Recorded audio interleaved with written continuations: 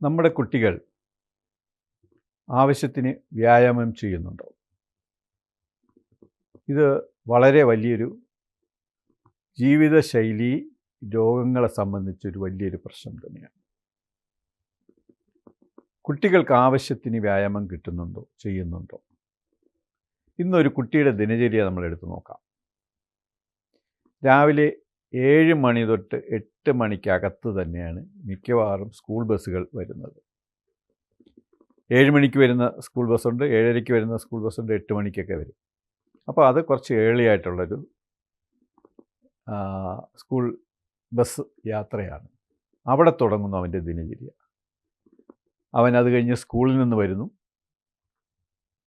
സ്കൂളിൽ നിന്ന് വന്നു കഴിഞ്ഞാൽ അവന് എന്തെങ്കിലും ചെറുതായിട്ട് വല്ല ആഹാരം കൊടുത്ത് ഉടനെ പഠിക്കാനിരുത്തുകയോ ട്യൂഷന് വിടുകയോ ചെയ്യുന്നു. അതല്ല, പാരൻസ് വർക്കിംഗ് ആണെങ്കിൽ അവനെ ഡേ കെയർ സെൻ്ററിൽ വിടുക. അവർ തിരിച്ചു വരുമ്പോൾ 6 മണിക്ക് കൊണ്ടുവരുന്നു. ഇത് കഴിഞ്ഞിട്ട് പെട്ടെന്ന് എന്തെങ്കിലും ഹോംവർക്ക് ചെയ്യുകയോ ബാക്കി കാര്യങ്ങൾ ചെയ്യുകയോ രാത്രി ആഹാരം കഴിഞ്ഞ് കിടന്നുറങ്ങുന്നു. ഇതിനിടയിൽ എവിടെയാണ് വ്യായാമത്തിന് സമയം? ഒരു കാര്യം മനസ്സിലാക്കുക, കുട്ടിക്കാലം എന്ന് പറയുന്നത് കളിയുടെ കാലമാണ്. കാരണം കുട്ടിയുടെ തലച്ചോറ് ബുദ്ധി വികസിക്കുന്നത് കളിയിലൂടെയാണ്. 75% ബുദ്ധിവികാസം ഉണ്ടാകുന്നത് കളികളിലൂടെയാണ്. കേവലം 25% താഴെ മാത്രമേ പാഠപുസ്തകങ്ങളിലൂടെയോ അല്ലെങ്കിൽ മറ്റ് പാഠ്യവിഷയങ്ങളിലൂടെയോ കുട്ടിയുടെ ബുദ്ധി വികസിക്കുന്നുള്ളൂ. ഈ ഒരു കാര്യം മനസ്സിലാക്കുക. ഇത് അടിസ്ഥാനപരമായ കാര്യം. കുട്ടികളുടെ കളിയിലൂടെ അവൻ്റെ ബുദ്ധിവികാസം ഉണ്ടാകുന്നു, അവൻ്റെ ശാരീരികമായ വികാസം ഉണ്ടാകുന്നു, മാനസികമായ വികാസം ഉണ്ടാകുന്നു, സാമൂഹികപരമായ വികാസം ഉണ്ടാകുന്നു, വൈകാരികപരമായ വികാസം ഉണ്ടാകുന്നു. ഈ ഇത്രയും ഡെവലപ്മെൻറ്റ് നമ്മൾ നിഷേധിക്കുകയാണ് കുട്ടിക്ക് വ്യായാമം കൊടുത്തില്ലെങ്കിൽ. വ്യായാമം ചെയ്യാൻ ഒരു സമയം കുട്ടിക്ക് ലഭിക്കണം.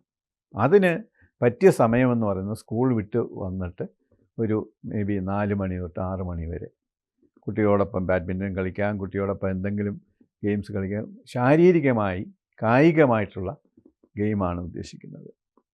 അങ്ങനെ എന്തെങ്കിലും സൈക്കിൾ ചവിട്ടാം, എന്തെങ്കിലും ചെയ്യാം.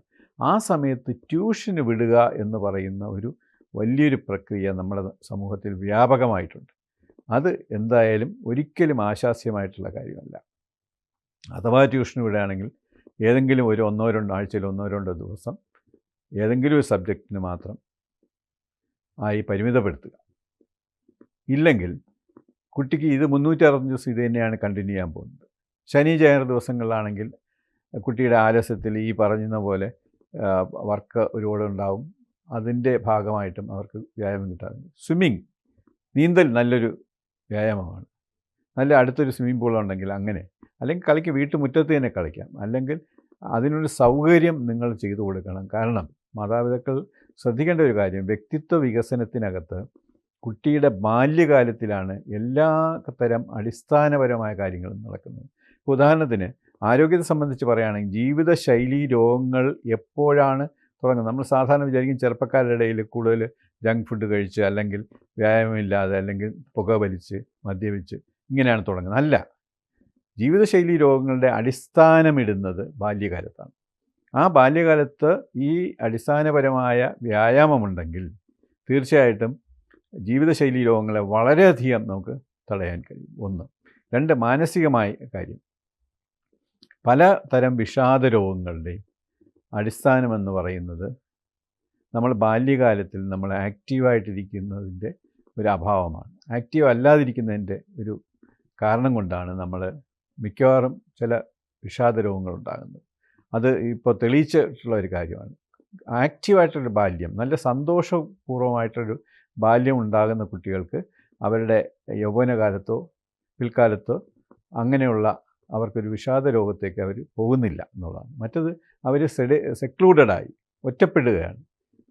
കാരണം ഇപ്പോൾ ഒന്നാമത് ന്യൂക്ലിയർ ഫാമിലിയാണ്. വളരെ കുറച്ച് കുട്ടികളും 1-2 കുട്ടികൾ മാത്രമുള്ള സ്ഥലത്ത് ഇപ്പോൾ മിക്കവാറും അടുത്ത അയൽവക്കക്കാരുമായിട്ട് വലിയ സഹവാസമില്ലാതിരിക്കുന്ന ഒരു ന്യൂക്ലിയർ സൊസൈറ്റിയിലാണ് നമ്മളിപ്പോൾ ജീവിക്കുന്നത്.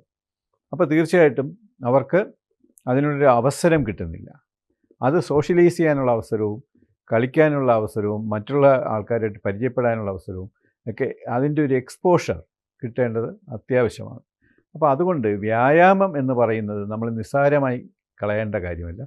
ദിനചര്യയിൽ നമ്മൾ കുളിക്കുന്നത് പോലെയോ നമ്മൾ പല്ല് തേക്കുന്നത് പോലെയോ ഉള്ള ഒരു പ്രധാനപ്പെട്ട ഒരു കാര്യം തന്നെയാണ് വ്യായാമം. അപ്പോൾ കുട്ടികൾക്കത് നിഷേധിക്കാൻ പാടില്ല. അത് നിഷേധിക്കുക എന്ന് പറഞ്ഞാൽ ഞാൻ ആ വാക്ക് വീണ്ടും ഉപയോഗിക്കുന്നത് വെച്ചാൽ മാതാപിതാക്കളാണ് കുട്ടികളെ ട്യൂഷൻ അയക്കുന്നത്, കുട്ടികൾക്ക് സമയം അനുവദിക്കുന്നത്. അപ്പോൾ കുട്ടികളുടെ ദിനചര്യയിൽ ആ സമയം, കളിക്കാനുള്ള സമയം, വ്യായാമ സമയം, പഠിക്കാനുള്ള സമയം പോലെ പ്രാധാന്യമുള്ളതാണ് എന്ന് മനസ്സിലാക്കാനാണ് ഞാൻ ഇത്രയും സമയമെടുത്ത് ഇത് പറയുന്നത്. തീർച്ചയായും അത് എല്ലാവരും ശ്രദ്ധിക്കേണ്ട കാര്യമാണ്. കുട്ടിയുടെ മാനസികവും ശാരീരികവും ബുദ്ധിപരവും സൃഷ്ടിപരവുമായിട്ടുള്ള വികാസത്തിന് തീർച്ചയായും വ്യായാമം അനിവാര്യമാണ്. നമസ്കാരം.